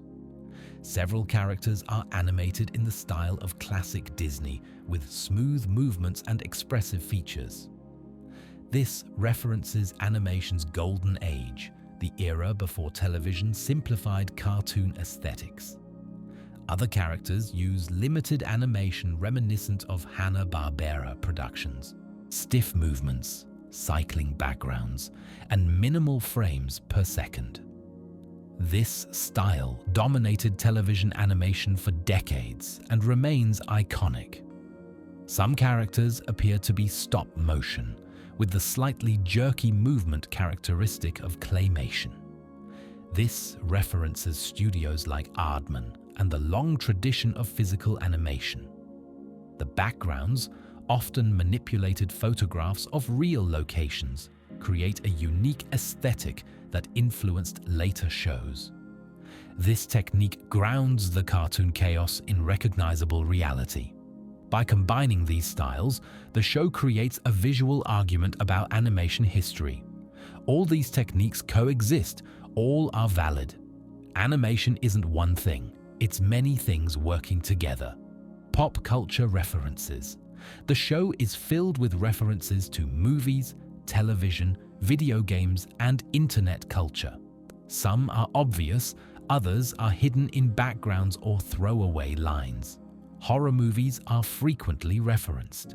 Episodes homage The Exorcist, The Shining, Carrie, and dozens of other horror classics. The show assumes its audience has cultural literacy, rewarding viewers who catch the references. Anime receives loving parody. Fight scenes shift into anime style with speed lines, dramatic poses, and exaggerated reactions. The show respects anime while gently mocking its conventions. Video game references abound. The console is an extended RPG parody, but smaller references appear throughout. Characters make gaming gestures, reference gaming culture, and behave according to game logic. Internet culture, especially meme culture, influences the show's humor. References to viral videos, online behaviors, and digital communication appear constantly. The show understands that its audience lives online. Background details. Careful viewers notice details in backgrounds that expand the world's lore. Newspaper headlines often contain jokes or references. A headline might reference an earlier episode's events, suggesting continuity in Elmore's media. Posters and signs contain hidden messages. Some are jokes, others seem to be codes that fans have tried to decipher. Background characters often have their own stories playing out behind the main action. While Gumball and Darwin have their adventure in the foreground, other characters are visible having their own experiences. The Watterson house contains many details that reward examination. Photos on walls reference past events. Objects appear and disappear between episodes, suggesting an active household. Voice actor Easter eggs. The show's voice cast includes many notable performers, and their casting sometimes contains in-jokes. Characters are occasionally voiced by actors famous for similar roles in other properties. This creates meta-humor for viewers who recognize the references. Some characters' voices change between seasons, and the show occasionally acknowledges this directly. Characters comment on their voices sounding different, breaking the fourth wall while explaining the production reality. Music references. The show's music contains numerous references and homages. Background music often parodies famous film scores. Tense scenes might use music reminiscent of Jaws or Psycho. Romantic scenes might homage classic Hollywood. Character themes reference their personalities. Nicole's theme has intensity, Richard's has laziness, Darwin's has sweetness. These musical signatures help define characters beyond their dialogue. Some episodes feature extended musical sequences that parody specific genres. A chase scene might become a full music video. A dramatic moment might turn into opera. Continuity details. Unlike many animated comedies, Gumball maintains surprising continuity. Events from earlier episodes are referenced later. Character development persists. Penny's shell, once removed in the shell, never returns. This permanent change is visible in every subsequent episode. Injuries and changes sometimes carry over between episodes, at least temporarily. This rewards viewers who watch in order. Relationships develop over time. Gumball and Penny's romance progresses through stages. Darwin and Carrie's connection deepens. These aren't reset between seasons. Background characters have arcs. Characters introduced early in the series develop over time, even if they're not main cast members. The amazing world of Gumball's influence extends beyond its episodes. Let's examine its cultural impact and legacy. Influence on animation. The show's mixed media approach influenced subsequent animated series. Productions became more willing to combine animation styles, recognizing that visual consistency isn't always necessary. The show's willingness to tackle complex themes demonstrated that children's animation could be sophisticated. Later shows pushed even further, building on the foundation Gumball established. The meta-comedy approach, with characters aware of their fictional nature, became more common after Gumball's success. The show proved audiences could handle sophisticated narrative self-awareness. Internet community Gumball developed a passionate online fan base that remains active years after the show ended. Fan art, fan fiction, analysis videos, and discussion forums keep the community alive. The show's themes resonate particularly well with internet culture. Questions about identity, reality, and meaning align with the concerns of digital natives who experience much of life through screens. Memes from the show spread widely. Reaction images, quote templates, and scene references appear across social media. The show's visual variety provides endless meme material. Fan theories, as we discussed, have become a cottage industry. YouTubers and bloggers have built audiences analyzing the show's lore. The incomplete ending fuels continued speculation. Critical recognition. The show received numerous awards and nominations throughout its run. It won multiple BAFTA Children's Awards and Annie Awards, recognizing both its technical achievement and storytelling. Critics praised the show's visual innovation, humor, and emotional depth. Reviews noted its unusual willingness to challenge its audience. The show is frequently included in lists of the best animated series of the 2000s. Its reputation has only grown since ending as viewers discover it through streaming, merchandising, and expansion. The show generated typical cartoon merchandise, toys, clothing, books, and other products.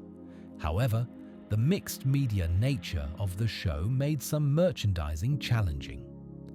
How do you make a toy of a character who's animated in a style that includes photographic elements? Video games based on the show were released, allowing fans to interact with Elmore directly. These games vary in quality but extend the show's reach. The promised movie represents the most significant expansion. If and when it releases, it will provide closure to a story left incomplete, satisfying fans who have waited years. Comparison to other shows. Gumball is often compared to other self-aware animated comedies, particularly Adventure Time, Regular Show, and Steven Universe. These shows share Cartoon Network DNA and appeal to similar audiences. However, Gumball's approach differs in key ways. While Adventure Time built elaborate lore gradually and Steven Universe focused on emotional arcs, Gumball prioritized comedy while sneaking in depth. Its meta-commentary is more explicit than its peers. The show also differs visually. While other shows maintained consistent animation styles, Gumball's visual chaos sets it apart. No other show looks quite like it. Some critics compare Gumball's existential themes to adult animation, like Rick and Morty or BoJack Horseman. The comparison is apt. Gumball explores similar territory but makes it accessible to younger viewers. The waiting game. Since the series ended, fans have existed in a state of anticipation. The promised movie has been announced, delayed, re-announced, and delayed again. Each update generates excitement followed by frustration. This waiting period has affected the show's legacy. For some, the incomplete ending diminishes the experience. For others, the mystery enhances it. The debate itself has become part of the show's cultural presence. When and if the movie arrives, it will either satisfy years of speculation or disappoint raised expectations. The stakes are high. Fans don't just want closure, they want closure that honors what the show meant to them. Let's peek behind the curtain at how the amazing world of Gumball was made. The production process. The show was produced primarily at Cartoon Network Studios Europe, with animation outsourced to various studios depending on the episode and required style.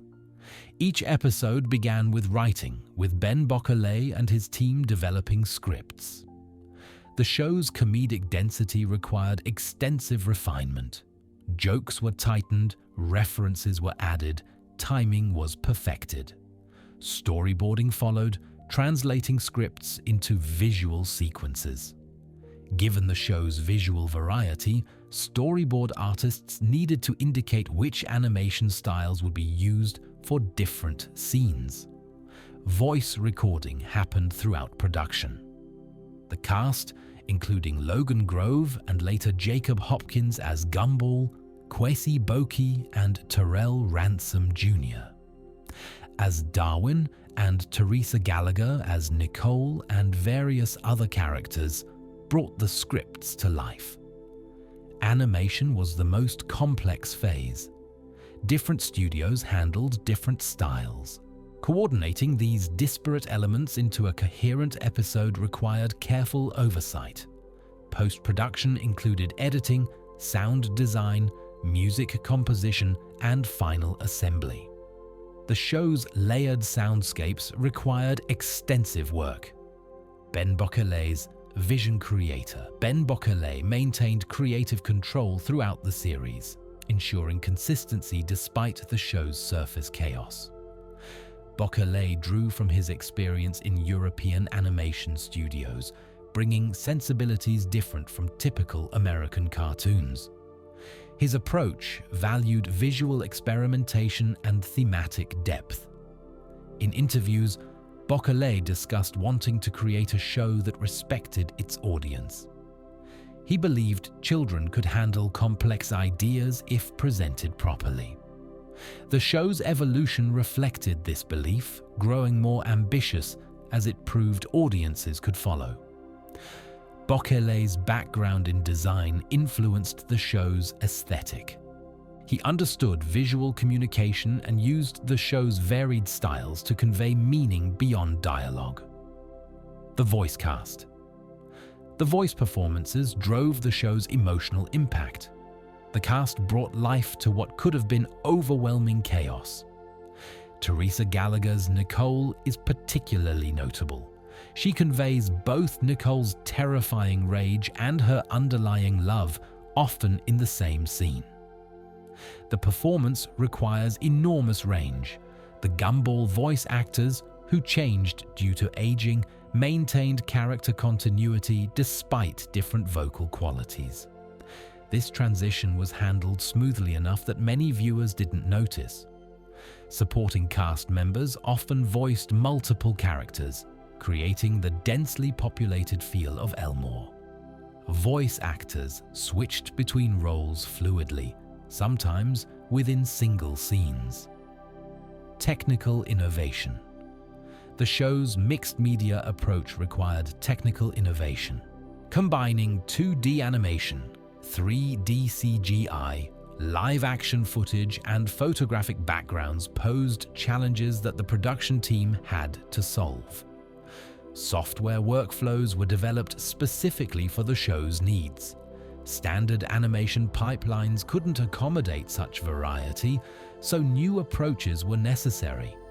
The photographic backgrounds required extensive processing to integrate with animated characters. Lighting, perspective, and style had to be adjusted so cartoon characters appeared natural in real environments. Some episodes pushed technical boundaries further. The console required game-like interfaces. The countdown required multiple simultaneous animations. Each ambitious episode demanded new solutions. Let's examine the philosophical ideas embedded in the amazing world of Gumball. Existentialism for children. The show grapples with existentialist concepts in accessible ways. Characters confront meaninglessness, question their purpose, and search for authentic existence. The Void embodies existential anxiety. The possibility of erasure, of being forgotten, of ceasing to matter, reflects fears about mortality and significance. Rob's story is an existentialist tragedy, a character who found no meaning assigned to him and had to create his own. Gumball's recurring identity crises echo existentialist thinkers. Am I special? Do I matter? What if there's nothing unique about me? These questions, central to existentialist philosophy, drive multiple episodes. The show suggests coping strategies that align with existentialist conclusions. Meaning isn't found, it's created. Identity isn't discovered, it's constructed. Purpose isn't assigned, it's chosen. Characters who accept this responsibility thrive. Those who seek external validation struggle. The nature of reality. The show's meta-commentary raises questions about the nature of reality that have occupied philosophers for centuries. Plato's allegory of the cave finds echoes in Elmore. Characters live in a constructed reality, unaware of the larger truth. When they glimpse that truth, as Gumball does in meta-episodes, it's destabilizing. Some prefer the comfortable illusion. Descartes' skepticism is relevant. How can you know anything is real? The show presents a world where reality literally isn't what it seems, where characters are fictions unaware of their fictional nature. Descartes' evil demon becomes the show's creators.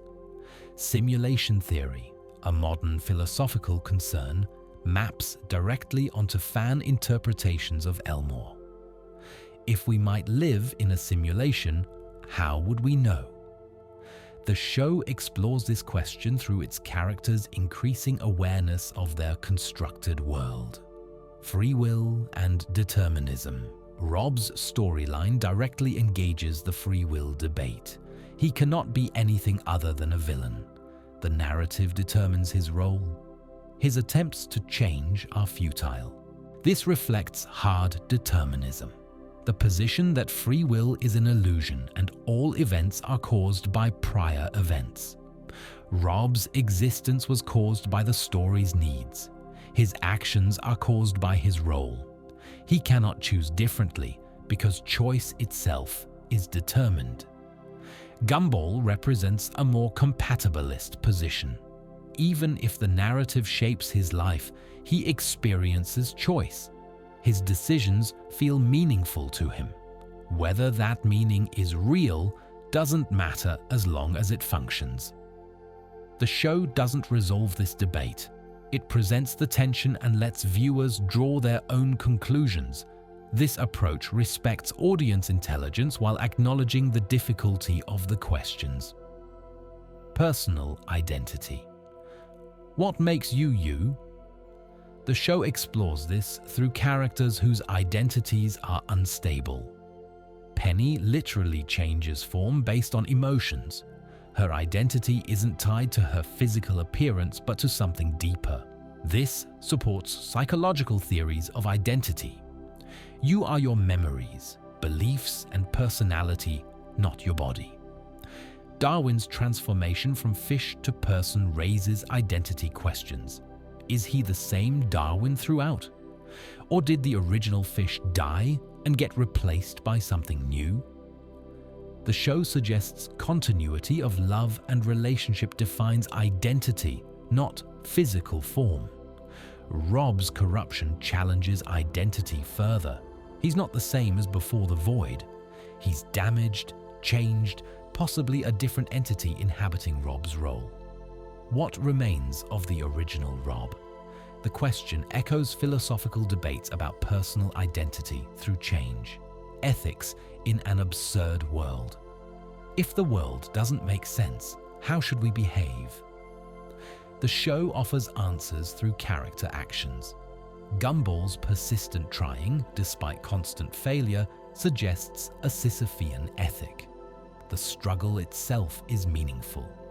Pushing the boulder matters even if it always rolls down. Darwin's unwavering kindness represents virtue ethics. He acts kindly because kindness is good, regardless of consequences. His character is his morality. Nicole's sacrifice embodies care ethics. Her morality centers on maintaining relationships and caring for those who depend on her. Abstract principles matter less than concrete love. The show presents these ethical approaches without declaring winners. Different characters model different ethics, and all are treated sympathetically. What does the future hold for the amazing world of Gumball? The movie. The most anticipated future development is the long-promised movie. Announced years ago, it has faced numerous delays. but recent reports suggest production is finally moving forward.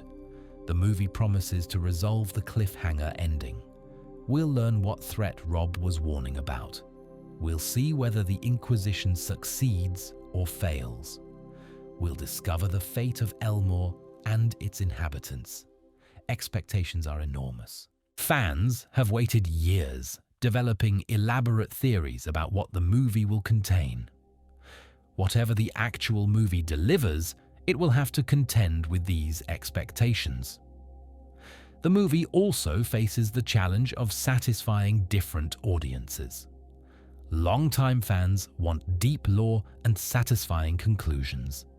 New viewers need accessible entry points. Balancing these needs won't be easy. If the movie succeeds, it could revitalize the franchise. If it disappoints, it could sour the show's legacy. The stakes are high. Potential continuation. Beyond the movie, questions remain about whether the show might continue in some form. A new series set in Elmore is possible. Whether a direct continuation or a spin-off focusing on different characters, the world is rich enough to support more stories. The mixed media approach could be pushed even further. New animation technologies offer possibilities that didn't exist when the show began. A continuation could be even more visually ambitious. However, continuation brings risks. The show ended, arguably, at the right time. Its 6 seasons told a complete arc from comedy to existential crisis. More content might dilute that arc. Creator Ben Bockley has moved on to other projects. Any continuation without his involvement would be different in ways that might disappoint fans. Legacy. Regardless of future developments, the amazing world of Gumball's legacy is secure. The show demonstrated that children's animation could be intelligent, visually innovative, and thematically ambitious. It influenced subsequent productions and raised expectations for the medium. Its fan base remains active, keeping the show relevant through continued engagement. New viewers discover it regularly, ensuring fresh audiences. The questions it raised about reality, identity, and meaning remain relevant.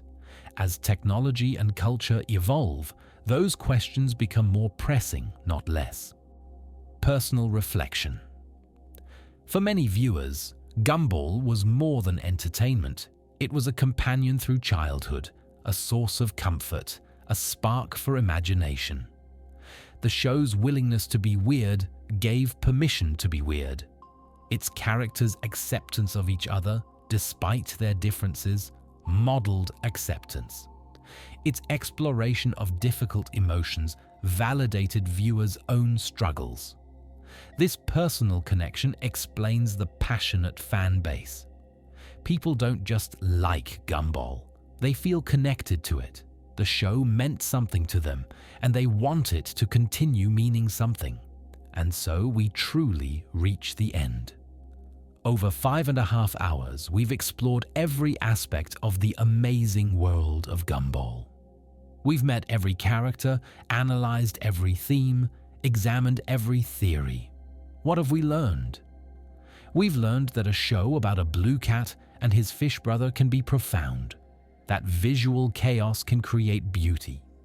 That children's entertainment doesn't have to be simple. That questions without answers are sometimes the most important questions. We've learned about the Wattersons, Nicole's sacrifice, Richard's cosmic necessity, Darwin's evolution through love, Anais's burden of genius, Gumball's stubborn refusal to be anything less than the hero of his own story. We've explored Elmore, a town where anything can be alive, where reality has rules that can be bent, where the void waits to consume anyone who doesn't fit the narrative. We've traced the show's evolution from sitcom to existential exploration. We've watched characters become aware of their fictional nature and struggle with what that awareness means.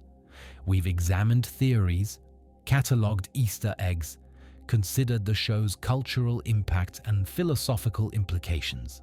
And through it all, we've been reminded why stories matter. The amazing world of Gumball is fiction. Its characters aren't real. Its events never happened, but the emotions it evokes are real. The questions it raises are real. The meaning viewers find in it is real. That's the paradox at the heart of the show. Fiction isn't real, but it affects real people in real ways. Gumball and Darwin don't exist, but they've made millions of people laugh, think, and feel. Is that meaningless? Or is that the most meaningful thing of all? The show never answers definitively. It leaves us, like its characters, somewhere between certainty and confusion. And maybe that's exactly where we need to be. Thank you for joining me on this journey. As sleep approaches, carry with you the spirit of Elmore. Strange, chaotic, imperfect, but full of love. Remember the Wattersons. Remember their town. Remember that even in a world that might not be real, the connections we make matter. Good night, everyone. Sweet dreams. And if you find yourself in Elmore tonight, say hello to Gumball for me.